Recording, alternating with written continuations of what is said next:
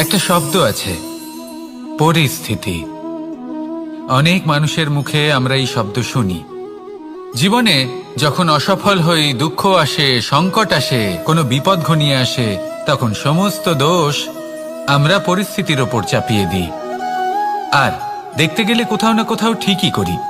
এই পরিস্থিতি প্রত্যেক দিনের মতো পাল্টাতে থাকে, কিন্তু এই দিন, এই রাত, এমন কেউ আছেন যিনি এর ওপরেও নিয়ন্ত্রণ সাধন করেন, আর তিনি হলেন সূর্য। ঠিক সেই রকমই আমাদের জীবনেও সূর্য হলো এই মন। যদি এই মনের উপর আমরা নিয়ন্ত্রণ করতে পারি, তাহলে আমরা জীবনকেও নিয়ন্ত্রণ করতে পারব। প্রথমে এই মনের রাজা হয়ে উঠতে হবে। তাই মনে রাখবেন, যদি মন দুর্বল হয়, তাহলে পরিস্থিতি আমাদের সমস্যা বলে মনে হবে। এই মন যদি স্থির হয়, পরিস্থিতি প্রতিস্পর্ধা বলে মনে হবে। আর এই মন যদি শক্তিশালী হয়ে ওঠে, তাহলে যে কোনো পরিস্থিতি আপনার কাছে একটা সুযোগ মাত্র। এমন এক সুযোগ যাতে অগ্রসর হয়ে আপনি মহান হয়ে উঠতে পারেন। এই মনের শক্তির বৃদ্ধি ঘটান, মহান হয়ে উঠুন, আর আমার সাথে ভালোবেসে বলুন, রাধা রাধা। খুব সুন্দর একটা কাহিনী আছে। একবার এক ব্যক্তি নিজের অসফলতার জন্য ত্রস্ত হয়ে সময় দেবতার তপস্যা করতে বসলেন। উনি তপস্যা করলেন এবং সময় দেবতা প্রসন্ন হলেন। মানুষের রূপ ধারণ করে ওনার সামনে প্রকট হলেন। এবার সেই ব্যক্তি ওনাকে জিজ্ঞেস করলেন যে কি এমন আছে যার জন্য আপনি বারবার জয়ী হন আর আমি চিরকাল পরাজিত হয়ে থাকি? কেন এত পরিশ্রম করা সত্ত্বেও আমি সাফল্য লাভ করতে পারি না? তখন সময় দেবতা উত্তর দিলেন যে দিন হোক বা রাত, ঝড় হোক বা ভূমিকম্প, রোদ হোক বা বৃষ্টি হোক, সময়ের সূত্রপাত হোক বা প্রলয়, আমি থামি না, আমি চলতেই থাকি। আর সেই জন্য যিনি থেমে যান তিনি পরাজিত হন আর আমি জয়ী হই। এটাই আমাদের শিখতে হবে।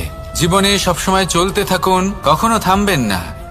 হ্যাঁ, কিছুক্ষণের জন্য বিরতি নিতে পারেন, বিশ্রাম করার জন্য, নিজেকে আরো সশক্ত করে তোলার জন্য, কিন্তু থেমে যাবেন না।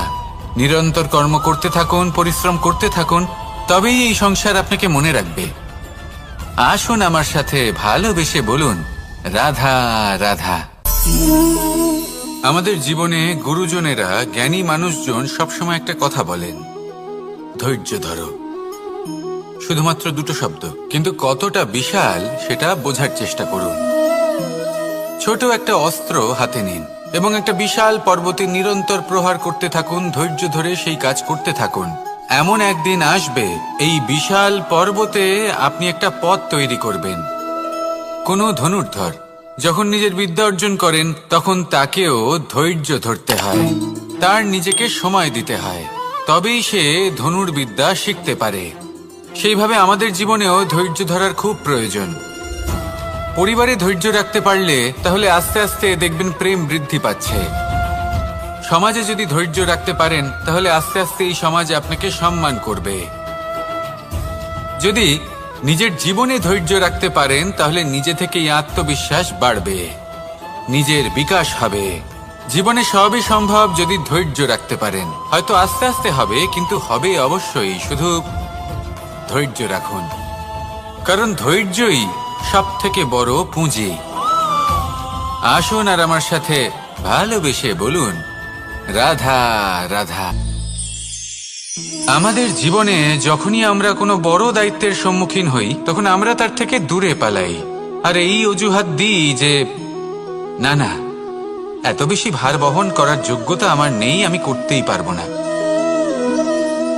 দেখুন, এই সংসারে ভিন্ন ভিন্ন ধরনের গাছ আছে, ছোট গাছ, বড় গাছ, কিন্তু বটগাছের মতো বড় এবং নিবিড় গাছ আর একটাও নেই। সে নিঃস্বার্থভাবে এই সংসারকে সেবা করে যায়, ছায়া প্রদান করে, শীতলতা প্রদান করে। আর যখন এমন সময় আসে যখন তার ওপর বোঝা অত্যন্ত বেড়ে যায়, সে কিন্তু কোনোভাবেই ভেঙে পড়ে না। তখন সে নিজের নিঃস্বার্থ কর্মের ফল লাভ করে, সেই নিঃস্বার্থ কর্ম যা সে করেছে। তার দেহ থেকে ছোট ছোট ঝুড়ি বার হয় এবং তা কাণ্ডের আকার ধারণ করে। সেই কাণ্ড মাটির কাছে পৌঁছয় এবং তারপর তা বটগাছের সহায়ক হয়ে ওঠে। সে ভেঙে পড়ে যায় না। এইভাবে আপনিও জীবনে নিঃস্বার্থভাবে সবার সেবা করুন, ভালোবাসুন, সবাইকে সাহায্য করুন। যেদিন আপনার ওপর বোঝা অত্যন্ত বেড়ে যাবে, সেদিন এই সব মানুষ আপনাকে সাহায্য করার জন্য আসবেন, আপনার শক্তি হয়ে উঠবেন, আর আপনি বটগাছের মতোই মহান এবং বিশাল হয়ে উঠবেন। আসুন আর আমার সাথে ভালোবেসে বলুন, রাধা রাধা। মানুষ তার জীবনে দুই ধরনের পরিস্থিতিকে খুব ভয় পায়। এক, কোনো কারণবশত কারোর সামনে নত হওয়া। দুই, কোনো কারণে নিজের চরিত্র থেকে, নিজের মূল্যবোধ থেকে বিচ্যুত হওয়া। এবার কেন হয় এরকম যে কথায় কথায় কারোর সামনে নত হতে হয়? কেন বারংবার নিজের চরিত্র থেকে চ্যুত হতে হয়? এরকম কেন হয়? এটা তখনই হয় যখন আমাদের শিক্ষা এবং মূল্যবোধের অভাব থাকে। যদি মানুষের মধ্যে প্রকৃত শিক্ষা থাকে, তাহলে এই সংসারে কোনো সময় এবং কারোর সামনেই নত হওয়ার কোনো প্রয়োজন নেই। যদি মানুষের মধ্যে মূল্যবোধ থাকে, তাহলে তাকে নিজের মূল্যবোধ বা চরিত্র থেকে বিচ্যুত হতে হয় না, তা সে যাই হয়ে যাক না কেন। কোনো বালককে যদি জন্ম থেকেই সুশিক্ষার অধিকারী করা হয়, শিক্ষিত করা হয়, মূল্যবোধের অধিকারী করা হয়, তবে সে এই সংসারে এমন কর্ম করবে যাতে সে নিজেকে, নিজের পরিবারকে, সমগ্র সমাজকে গর্বিত করতে পারে। শিক্ষা লাভ করুন, মূল্যবোধ লাভ করুন এবং আমার সাথে ভালোবেসে বলুন, রাধা রাধা।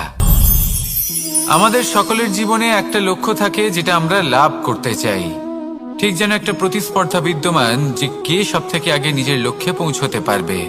আর সেই জন্য আমরা সকলেই খুব তাড়াতাড়ি এগোতে চেষ্টা করি, বড় এবং দীর্ঘ পদক্ষেপ ফেলি যাতে তাড়াতাড়ি নিজের লক্ষ্যে পৌঁছতে পারি।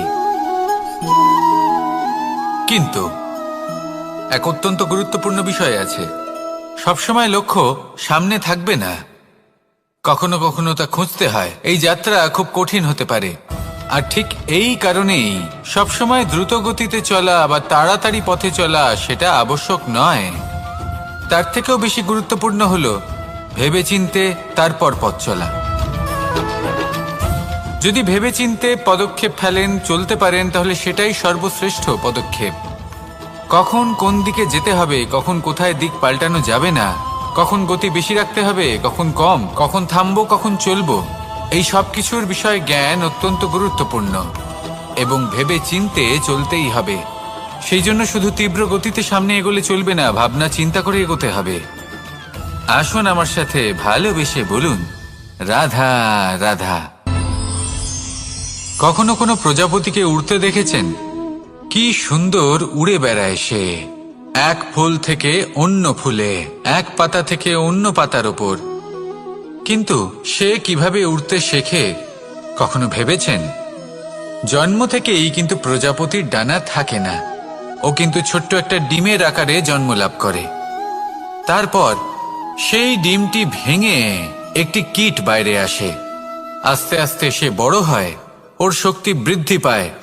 তারপর সে সেই কীট দশা ত্যাগ করে নিজের ডানাগুলি মেলে। এই প্রক্রিয়া তার কাছে সরল নয়, অত্যন্ত যন্ত্রণাদায়ক প্রক্রিয়া, কিন্তু সে সেই যন্ত্রণা মেনে নেয়। আর তারপর আস্তে আস্তে সে উড়তে শেখে। শুধুমাত্র আকাশে উড়ে বেড়ায় তা নয়, আমাদের মনের মাঝে উড়ে বেড়ায়। এবার এই ডিম থেকে প্রজাপতি হয়ে ওঠার যে যাত্রা, এটা যতটা কঠিন, ততটাই কঠিন হয় এই সংসারে শ্রেষ্ঠ কর্ম করা, ততটাই কঠিন হয় এই সংসারে মহান হয়ে ওঠা। সেই জন্য প্রয়োজনীয় প্রচেষ্টা এবং সময়। নিরন্তর প্রচেষ্টা করতে থাকুন, পর্যাপ্ত সময় নিন এবং আপনি নিজেকে এই আকাশে উড়ন্ত অবস্থায় পাবেন। আসুন আমার সাথে ভালোবেসে বলুন, রাধা রাধা।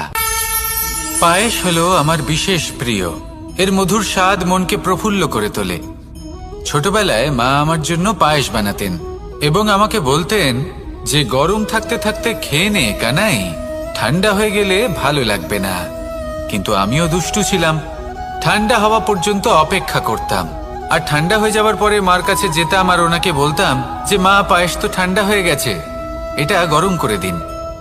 তখন মা হাসতেন আর বলতেন যে পায়েস না হয় আমি আবার গরম করে দেব কানাই, কিন্তু এর মধুর স্বাদ, সেই মিষ্টত্ব, সেই সুবাস, সেটা আবার ফিরে আসবে না।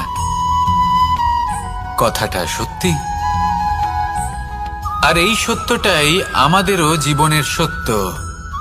আমাদের জীবনের মধুর সম্পর্কগুলি, এতে যখন কটুভাব প্রবেশ করে তখন সেই মিষ্টত্ব ফিরিয়ে আনা প্রায় অসম্ভব ব্যাপার হয়ে যায়। আপনি চেষ্টা করে সেই সম্পর্ক ঠিক করতেই পারবেন, তার জন্য অগাধ পরিশ্রম করতে হবে, কিন্তু আবার সেই মিষ্টত্ব কখনো ফিরে আসবে না। সেই জন্য আপনার জীবনের যে মধুর সম্পর্ক আছে, যতটা সম্ভব চেষ্টা করুন তাতে মিষ্টত্ব বজায় রাখতে। কটুভাব আসতে দেবেন না।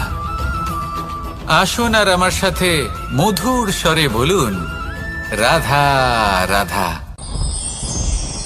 শব্দ, শব্দ আসলে কি? শুধুই কয়েকটি অক্ষরের সমষ্টি, নাকি আমাদের বাণী? এই শব্দ এমন এক শক্তি যা কাউকেই নিজের বশবর্তী করে ফেলতে পারে। শব্দ এমন এক অস্ত্র যা কাউকে ক্ষত বিক্ষত করে দিতে পারে। এই শব্দ হলো একটি নাদ স্বরূপ, যা কোনো ঘুমন্ত ব্যক্তিকেও জাগিয়ে তুলতে পারে এবং নিজের লক্ষ্যের দিকে অগ্রসর করতে পারে। শব্দে এত শক্তি আছে যে কারোর মনে এতটা আঘাত দিতে পারে যে সে হয়তো জীবনে আর কখনো এগোতেই পারল না। তাহলে এই শব্দের প্রয়োগ খুব ভেবেচিন্তে করবেন। এবং এই শব্দের মতোই হলো নীরবতা। অনেক সময় এই নীরবতা আমাদের সহায়ক হয়ে ওঠে। অনেক সময় এটা আমাদের অনুশোচনাকে অনেক বেশি বাড়িয়ে তুলতে পারে। ভীষ্ম পিতামহ, অঙ্গরাজ কর্ণ, যখন দ্রৌপদীর বস্ত্রহরণ হচ্ছিল তখন এনারা নীরব ছিলেন। দুর্যোধনের বিরোধিতা করেননি, ওকে বাধা দেননি। আর তারপর কি হলো সেটা আপনারা সকলে জানেন। দেখতে গেলে নীরবতা চুপ করে থাকা, কিন্তু যদি কোনো দুষ্টের সামনে চুপ করে থাকেন, যদি তার বিরোধিতা না করতে পারেন, তাহলে এই নীরবতাই অনেক বড় পাপের আকার ধারণ করে।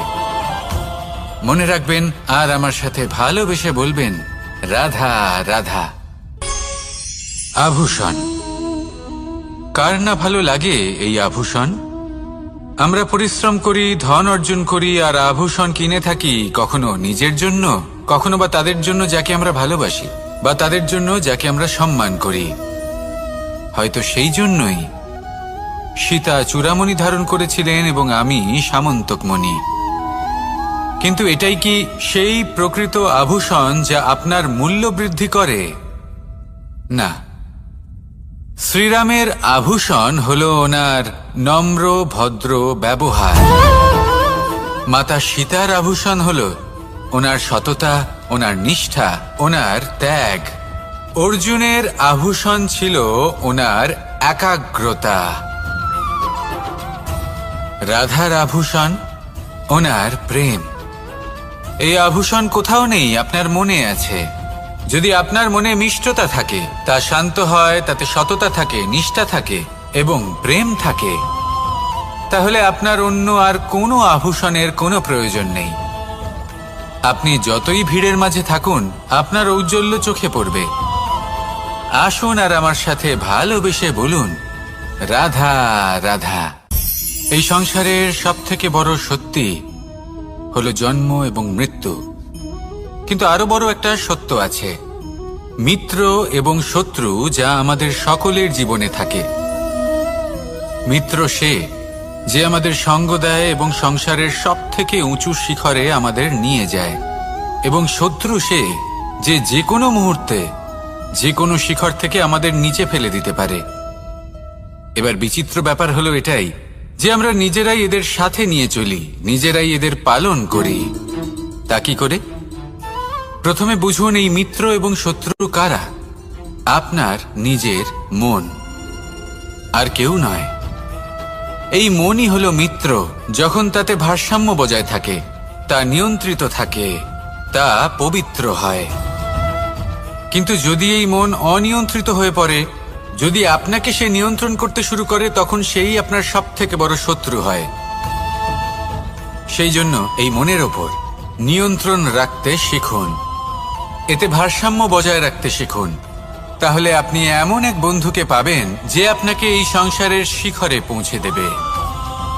আসুন আমার সাথে ভালোবেসে বলুন, রাধা রাধা। ঈশ্বর আসলে কে? সংসারের বেশিরভাগ মানুষের কাছে ঈশ্বর হলেন এই সংসারের রচয়িতা, পালনকর্তা। কারোর কাছে উনি জ্ঞাতা, কারোর কাছে উনি হলেন আস্থার প্রতীক, আবার কারোর জন্য শুধুমাত্র অন্ধ বিশ্বাস। কিন্তু এই ঈশ্বর কি কোনো শরীর, নাকি একটা বোধ, নাকি শুধুই শ্রদ্ধা? ঈশ্বর হলেন তিনি যিনি হলেন আপনার ইষ্ট। সেই জন্যই তো গুরু, মাতা, পিতা এনাদেরও ঈশ্বরই বলা হয়েছে। যাদেরকে আমরা ঈশ্বর বলে মনে করি, যারা আমাদের ইষ্ট, তাঁরা আমাদের একটি পথ দেখান, একটি দিকে চালিত করেন। সেই পথে চলে আপনি শুভ কর্ম করতে পারেন। আর যখন কোনো ব্যক্তি তার ঈশ্বরের আদেশ পালন করেন, তখন সে নিজে থেকেই শুভ পথে অগ্রসর হয়ে যান। বেশ কয়েকজন মানুষ ঈশ্বরের ওপর আস্থা রাখেন এবং ভাবেন যে অনুচিত কোনো কাজ করা উচিত নয়, ঈশ্বর দেখছেন। ওনারা ভয় পান যে কোনো অনুচিত কর্ম করলে কে জানে তার পরিণাম কি হবে। এমন অনেক ব্যক্তি রয়েছেন যারা ঈশ্বরকে বিশ্বাস করেন এবং জানেন যে ঈশ্বর তাদেরকে দেখছেন। তাই যে যে শুভ কর্ম ওনারা করেছেন তার ফল তারা অবশ্যই পাবেন। এবার আপনি ভয় পেয়ে ঈশ্বরকে বিশ্বাস করবেন, নাকি বিশ্বাসের দ্বারা ঈশ্বরকে বিশ্বাস করবেন, সেই সিদ্ধান্ত আপনারই। কিন্তু হ্যাঁ, যদি আপনার মনে ঈশ্বরের জন্য কোনো স্থান থাকে, যদি আপনার কোনো ইষ্ট থাকেন, যদি আপনি কাউকে ঈশ্বর মনে করেন, যার প্রত্যেক আদেশ আপনি পালন করে থাকেন, তাহলে বলি, ঈশ্বর কখনো আপনাকে অনুচিত পথে চালিত করবেন না। আসুন আমার সাথে ভালোবেসে বলুন, রাধা রাধা। এই সংসারে ভিন্ন ভিন্ন ধরনের গাছ আছে, অসংখ্য ধরনের প্রজাতি আছে। কিছু গাছ পাতা দিয়ে থাকে, কিছু ফুল, কিছু ফল। কেউ ছায়া প্রদান করে, কেউ শীতলতা প্রদান করে, কেউ নিজেকে খুব কষ্ট দিয়ে এই সংসারের বিকাশে সহায়ক হয়ে ওঠে। কিন্তু এই সবার মধ্যে একটা বিষয় কিন্তু সমান, এরা প্রত্যেকেই পাতা ছাড়া, ফুল ছাড়া, ফল ছাড়া জীবিত থাকতেই পারে, কিন্তু কোনো বৃক্ষই শিকড় ছাড়া বেঁচে থাকতেই পারে না। এটাই হলো রাধার। ঠিক সেইভাবেই আমাদের জীবনে শক্তি হোক, ধন হোক বা সাফল্য হোক, আমাদের বা আমাদের পরিবারের প্রসন্নতাই হোক, এই সব কিছুর আধার হলো, সবকিছুর মূল হলো পরিশ্রম। তাই জীবনে চিরকাল পরিশ্রম করতে থাকুন। যদি আপনি জীবনে মহান হবার পথে অগ্রসর হতে চান, তাহলে পরিশ্রম করুন। এই পরিশ্রম দ্বারাই নিজের পরিবারকে প্রসন্ন করুন, নিজের বন্ধুদের প্রসন্ন করুন, এই সমাজকে গর্বিত করুন। আসুন আমার সাথে ভালোবেসে বলুন, রাধা রাধা।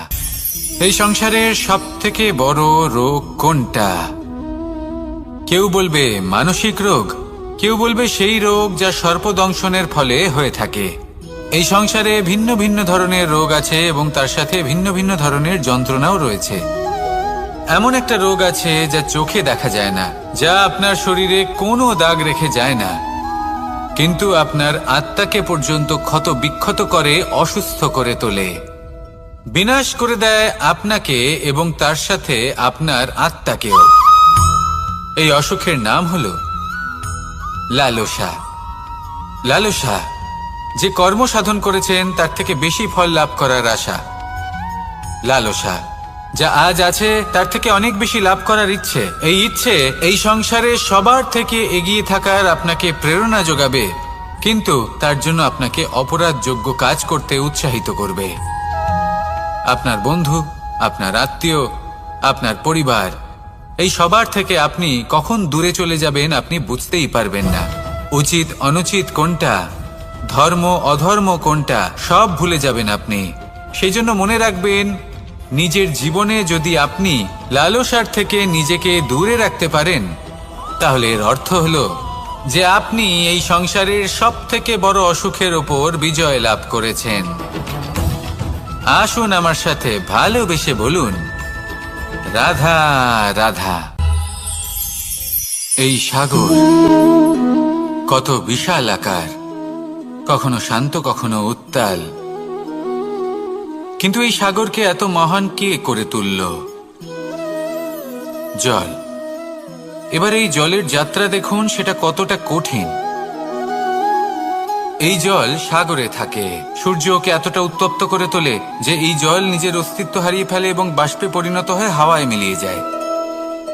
তারপরে আকাশে যায় আর নিজের অস্তিত্ব আবার হারিয়ে ফেলে, মেঘে পরিণত হয়। তারপর এই মেঘ কোথাও গিয়ে কোনো পর্বতে ধাক্কা খায়, তারপর আবার এই জল নিজের অস্তিত্ব হারায়। তারপরে বর্ষার রূপ ধারণ করে তা বর্ষিত হয়, বা কোনো পর্বতের চূড়ায় তার শিখরে বরফের রূপ ধারণ করে। তারপরে এই বর্ষা মাটির দিকে নিজের যাত্রা শুরু করে। এবার মাটিতে ঝরে পড়া এই বর্ষা স্রোতের আকার ধারণ করে এবং আস্তে আস্তে বইতে থাকে। এই নদীর আকার ধারণ করে এবং নদী রূপে বইতে বইতে পাথরে ধাক্কা খায় বা কোনো পর্বতে ধাক্কা খায়, আর তারপর এই নদী এসে সাগরে সমাহিত হয়ে যায়। নদীর এই জল আবারও নিজের অস্তিত্ব হারিয়ে ফেলে, কিন্তু এইবার সেই জল নিজেই সাগরে পরিণত হয়। এটা আমাদের সকলের জন্য একটা শিক্ষা যে এই সংসারে জীবন এবং সময়ের হলো এক অনন্ত যাত্রা। এই সংসারে যা কিছু আছে তার সূত্রপাত কোথাও একটা হবেই। সেই জন্য মৃত্যু এবং সমাপ্তির চিন্তা ত্যাগ করে দিন, আর যে সূত্রপাত আপনি লাভ করছেন তার আনন্দ উপভোগ করুন। ভেবে দেখুন আপনি কিভাবে শ্রেষ্ঠ কর্ম করতে পারেন যাতে এই সংসার এবং এই সমাজ, এই দুইয়ের মঙ্গল সম্ভব। আসুন আমার সাথে ভালোবেসে বলুন, রাধা রাধা। লোভ আপনার অন্তরের আরো একটা শত্রু। দেখতে গেলে এটা একটা শব্দ, একটা সংস্কৃত শব্দ। লব ধাতু থেকে উৎপন্ন হয়েছে। এর অর্থ কিছু লাভ করা। কিছু লাভ করা অনুচিত নয়, আরো কিছু লাভ করাও অনুচিত নয়, কিন্তু সব থেকে বেশি আমি লাভ করব। আমি আরো চাই, আরো বেশি চাই, আরো বেশি পেতে চাই। এটাই হলো লোভ। আর এই লোভ যখন গ্রাস করে, তখন আপনি যা পেতে চান, সে ধনই হোক বা মানই হোক, তা অর্জন করার জন্য মানুষ যে কোনো স্তরে পৌঁছে যেতে পারে। যদি মানুষ ধন অর্জন করতে চান, তাহলে তার জন্য তারা অধর্মের পথেও চলতে পারেন। যদি সম্মান অর্জন করতে চান, তাহলে অন্য মানুষকে ছোটও করতে পারেন। শেষ পর্যন্ত আপনার এটা মনে হতে পারে যে যদি একটু অল্পই প্রাপ্ত করতাম, কিন্তু ভালোবেসে প্রাপ্ত করতাম, এই জীবন আরো অনেক বেশি সুখী হতো। লোভ আপনার জীবনে, আপনার মনে কখন যে প্রবেশ করবে সেটা আপনি জানতেও পারবেন না। তাই এটা চিনতে শিখুন আর তৎক্ষণাৎ জীবন থেকে বাইরে ফেলে দিন। যা কিছু লাভ করতে চান তা ভালোবেসে লাভ করুন, আর সেই ভালোবাসার সাথেই বলুন, রাধা রাধা। জীবনে ক্ষমা চাওয়া তাও কিছুটা সহজ, ক্ষমা করতে পারা অত্যন্ত কঠিন। ক্ষমা 2 অক্ষরের এই শব্দ হতে পারে, কিন্তু অত্যন্ত বড় এই শব্দ, অত্যন্ত গুরুত্বপূর্ণ এই শব্দ। কখনো কখনো অন্য কাউকে ক্ষমা করে দেওয়া তাও কিছুটা সহজ কাজ, কিন্তু নিজেকে ক্ষমা করতে পারা অত্যন্ত কঠিন হয়ে দাঁড়ায়। অতীতে যদি আমাদের এমন কোনো ভুল হয় যে কারণে আমরা নিজেকে ক্ষমা করতে পারি না, অনেক সময় এমন কিছু ভুল করে বসি যে বিষয় শুধু আমরাই জানি, কিন্তু আমরা নিজেকে ক্ষমাই করতে পারি না, আর আমাদের বিকাশ সেখানেই স্তব্ধ হয়ে যায়। কারণ যদি আপনি ক্ষমা করতে না শেখেন, নিজেকে ক্ষমা যদি না করতে পারেন, তাহলে তা আপনার জীবনের সব থেকে বড় বাধা হয়ে দাঁড়াবে। সেই জন্য জীবনে অবশ্যই শিখুন যে কিভাবে নিজেকে ক্ষমা করতে হয়, আর শিখুন যে আগের করা ভুল আবার কি করে না করা যেতে পারে। এই মন হালকা হবে আর প্রসন্ন হয়ে বলবে, রাধা রাধা। এই সংসারে যখনই কোনো সমস্যা আসে, তখন আমরা আমাদের সব থেকে বড় সম্বলের কাছে আশ্রয় খুঁজি, তা হলো আমাদের বিশ্বাস। এবার প্রশ্ন হলো এটাই যে এই বিশ্বাস কার ওপর করা যেতে পারে? পরিবারের ওপর, বন্ধুর ওপর, নাকি তাদের ওপর বিশ্বাস করা উচিত যাদেরকে আমরা কখনো সঙ্গ দিয়েছি? দেখুন, এই সংসারে বিপদের সম্মুখীন হলে কে আপনাকে সাহায্য করবে সেটা নির্বাচন করা আপনার হাতে নেই। সেটা সেই সকল ব্যক্তির উপর নির্ভরশীল যে তারা আপনাকে সাহায্য করবে নাকি করবে না। অর্থাৎ যখনই কোনো বিপদ আসে, সর্বপ্রথম তার সম্মুখীন আমাদের নিজেকেই হতে হয়, আর তার জন্য প্রস্তুত থাকা প্রয়োজনীয়। সেই শক্তি, সেই সাহস অর্জন করা প্রয়োজনীয়। দেখুন, যখনই অন্ধকার আসে তখন সবার আগে কে আপনাকে ত্যাগ করে চলে যায়? আপনার নিজেরই ছায়া। এই অন্ধকারের সম্মুখীন হতে হয় অন্তরের প্রদীপের দ্বারা, অন্তরের আত্মা দ্বারা। তবেই আপনি অন্ধকারের ওপর জয়লাভ করতে পারবেন। সেই জন্য যে বিপদই আসুক না কেন, নিজেকে তার জন্য প্রস্তুত রাখা উচিত। সেই সাহস নিয়ে আসুন। এমন কোনো বিপদ নেই যা আপনাকে ভেঙে দিতে পারে। আসুন আমার সাথে ভালোবেসে বলুন, রাধা রাধা। মানুষ সবসময় চায় যে তার জীবনে যেন কখনো কোনো সমস্যাই না আসে। সে চায় তার জীবন যেন শুধুমাত্র শান্তি এবং সুখের দ্বারা পূর্ণ থাকে। কিন্তু এই চাহিদা অনুচিত কিছু নয়। আমরা সবাই এটাই চাই যে জীবনে সুখ থাক, শান্তি থাক। কিন্তু এই কথা সবসময় মনে রাখবেন, যে সূর্য উদিত হন সংসারকে প্রকাশমান করেন, দুপুরবেলায় সংসারকে রৌদ্র প্রদান করেন, সন্ধেবেলায় তাকেও অস্ত যেতে হয়। এবার আমাদের জীবন চক্র কিছুটা এরকমই। কোনো কিছুই চিরকাল একরকম থাকে না। কখনো এই নদীকে দেখুন যা বয়ে চলেছে। এই নদী যা বয়ে চলেছে তার পথেও অনেক বিপদ আসে। বড় বড় পাথরের সম্মুখীন হয়ে তাকেও সামনে এগিয়ে যেতে হয়। একটি পুকুর যা চারদিক থেকে ঘেরা, তার জীবনে কিন্তু কোনো সমস্যা নেই। কিন্তু এই সংসারে পুকুরের পুজো করা হয় না, পুজো করা হয় নদীকে। মনে রাখবেন, সমস্যার ঊর্ধ্বে তিনি উঠতে পারেন যিনি সমাধি লাভ করেছেন, যিনি এই সংসারেই নেই। যিনি এই সংসারে আছেন এবং জীবিত আছেন, তার জীবনের সমস্যা হলো শ্বাসবায়ুর মতোই গুরুত্বপূর্ণ। আসুন আমার সাথে ভালোবেসে বলুন, রাধা রাধা। আজ আমি আপনাকে একটা ছোট্ট কাহিনী শোনাবো। একবার আমি, রাধা আর দাদা, আমরা তিনজনে মিলে লুকিয়ে একটা উপবনে গেলাম আম পেড়ে খেতে। অনেক পরিশ্রম করে আমরা ওখানে পৌঁছলাম আর আমরা আশ্চর্যচকিত হয়ে গেলাম এটা দেখে যে এবার তো আম পাকেইনি। এবার দাদা কি করলেন, একটা আম পাড়লেন আর সেটা চাখলেন, আর উনি নিরাশ হয়ে পড়লেন। উনি বললেন যে এটা তো খুবই টক। তারপর রাধা একটা আম পাড়লো আর সেটা চেখে দেখল, আর রাধা উৎসাহিত হয়ে পড়ল। আমি রাধাকে জিজ্ঞেস করলাম, কি হয়েছে, তুমি এত উৎসাহিত কেন? তখন রাধা বলল যে এবার এত বেশি টক আম হয়েছে যে এগুলো দিয়ে আমরা আচার বানাবো।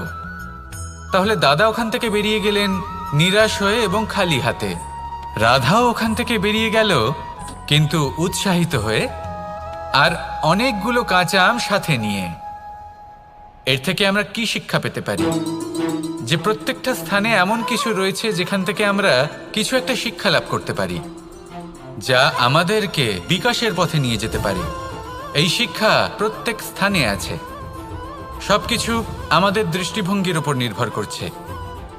যখনই আমাদের জীবনে, আমাদের সম্পর্কে কোনো সমস্যা, কোনো বিপদ আসে, তখন বেশিরভাগ মানুষ সেই বিষয় নিয়ে দুঃখী হয়ে পড়েন।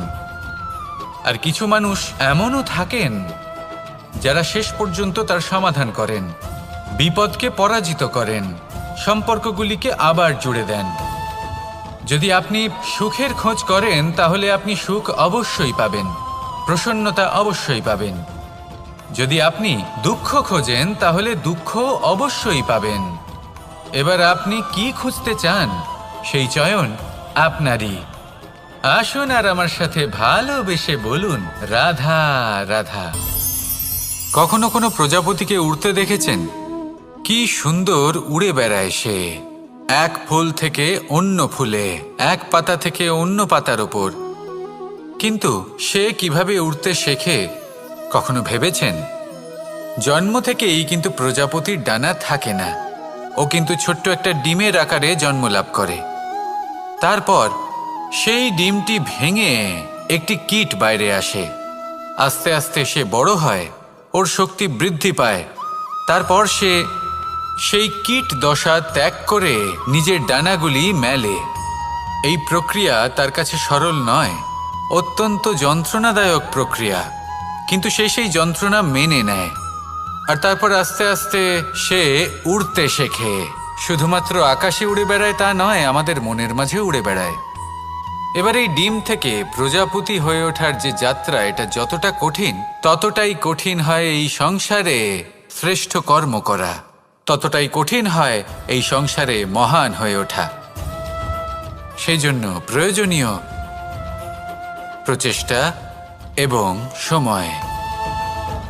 নিরন্তর প্রচেষ্টা করতে থাকুন, পর্যাপ্ত সময় নিন, এবং আপনি নিজেকে এই আকাশে উড়ন্ত অবস্থায় পাবেন।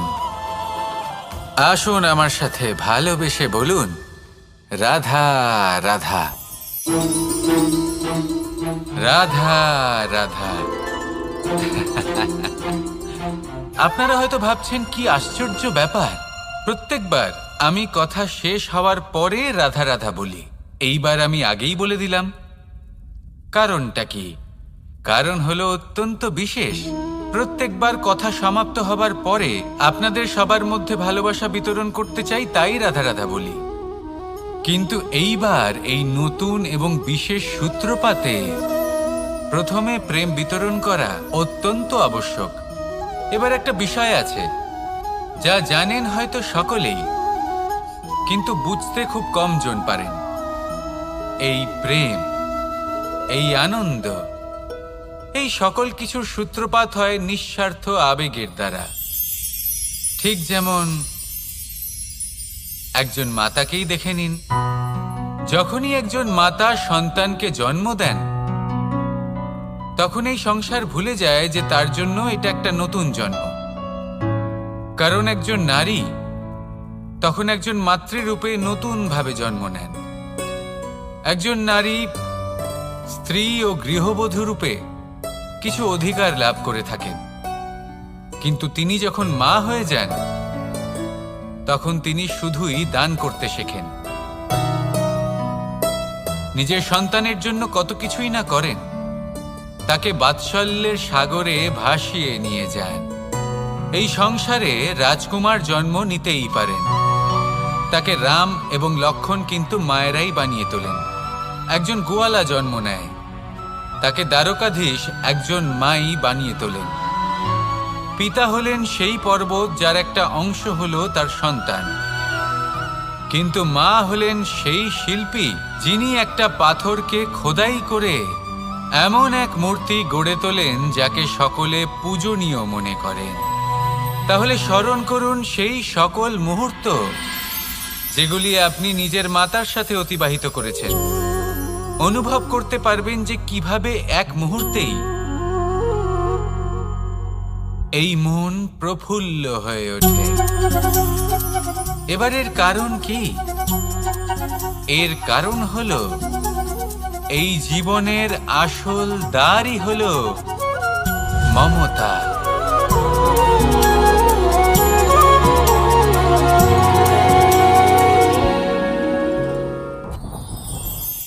যত শক্তিশালী এই মন, তত শক্তিশালী এই শরীরও। এই যে আমাদের শরীর, এটা আসলে কি? এ হলো একটা রথের মতো। আর একটা রথ ততক্ষণ চলতে পারবে না যতক্ষণ না তাকে কোনো সারথি চালাবে। এই মন হলো শরীরের সারথি। এবার ভাবুন, যদি এই সারথি শক্তিহীন হয়, দুর্বল হয়, তাহলে এই রথের কি হবে? এটা উচিত পথে চলতে পারবে না, উচিত গতিতে চলতে পারবে না, মন মতো স্থানে এটা পৌঁছতেও পারবে না। সেই জন্য মনের শক্তি অত্যন্ত প্রয়োজনীয়। এবার মনের শক্তি আমরা কোথা থেকে লাভ করি? দৃঢ়তার শক্তি থেকে। এবার এই শক্তি আমরা কিভাবে বাড়াতে পারি? আমরা প্রতিদিন কিছু নতুন স্থির করি, কিছু ছোট কিছু বড়। আর যেই আমরা নতুন কিছু পূর্ণ করি, আমাদের মনের শক্তি বেড়ে যায়। আর যদি পূর্ণ না করতে পারি মনের শক্তি কমে যায়। একটা দেওয়ালের মতো ছোট ছোট ছোট ছোট শিলা আমরা একটার পর একটা স্থাপন করে একটা দেওয়াল তৈরি করি। এতগুলো পাথর যখন একত্রিত হয়ে যায় তখন এমন এক দেওয়াল তৈরি হয় যাকে ভাঙা প্রায় অসম্ভব হয়ে দাঁড়ায়। সেরকমই হয় মন এবং দৃঢ়তা। ছোট ছোট কাজ করে নিজের লক্ষ্য পূর্ণ করুন। এই লক্ষ্য যদি পূর্ণ হয় তবে মনের শক্তি বাড়বে। কিছুটা এইভাবে যে যত বড়ই বিপদ আসুক না কেন সেই বিপদ নিজে হার মেনে নেবে, কিন্তু আপনার মন ততটাই শক্তিশালী থাকবে। তাই মনের শক্তি বাড়াতে থাকুন যাতে আপনি উচিত পথে চলতে পারেন, উচিত গতিতে চলেন আর মনোবাঞ্ছিত স্থানে পৌঁছতে পারেন। তবেই এই মন প্রসন্ন হয়ে বলবে, রাধা রাধা।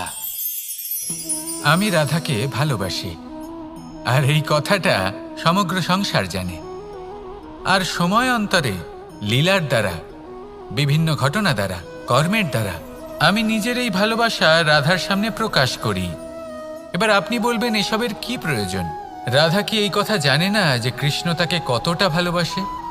অবশ্যই জানে, কিন্তু এই যে ভালোবাসা তা মনে রেখে দেওয়ার জন্য নয়, তা প্রকাশ করার জন্য। আর বারংবার এই ভালোবাসাকে প্রকাশ করা উচিত, উচিত সময় এবং উচিত সুযোগ দেখে। কিরকম? এবার যদি আপনি প্রেমীর সাথে কোনো উৎসবে থাকেন তাহলে তার সাথে নৃত্য সঙ্গীত করুন। যদি ভিড়ের মাঝে থাকেন তখন প্রেমীকে সম্মান করুন, একান্তে প্রসাধন করুন। দুঃখের সময় তার হাত ধরে থাকুন, সুখের সময় আলিঙ্গন করে রাখুন। এই প্রেম যত প্রকাশ করবেন ততই এই প্রেমের বৃদ্ধি হবে। এই প্রেম আরও বেশি গভীর হবে, অটুট হবে।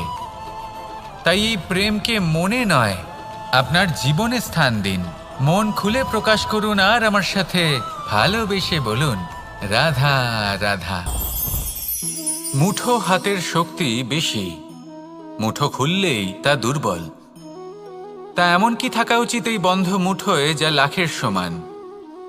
মানসিকতা এবং স্বপ্ন। মানুষ জন্মগ্রহণ করে, তার মানসিকতা সময়ের সাথে উন্নত হয়।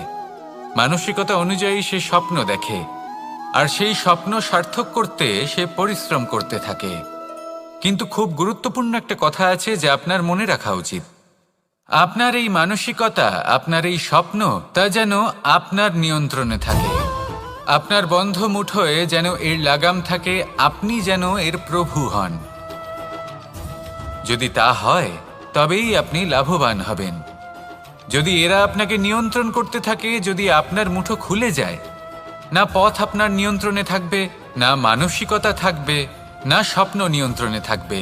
আর যদি তাই হয় তাহলে আপনি আপনার ভবিষ্যৎ নষ্ট করে ফেলবেন। তাই নিয়ন্ত্রণ করতে শিখুন নিজের বিচার বুদ্ধি, নিজের মানসিকতা, নিজের স্বপ্নকে। নিজের এই স্বপ্ন পূরণ করুন আর আমার সাথে ভালোবেসে বলুন, রাধা রাধা। আমার কাছে যশোদা মা যেমন, আমার কাছে দেবকী মা যেমন, আমার কাছে ঠিক তেমনই হলেন গোমাতা।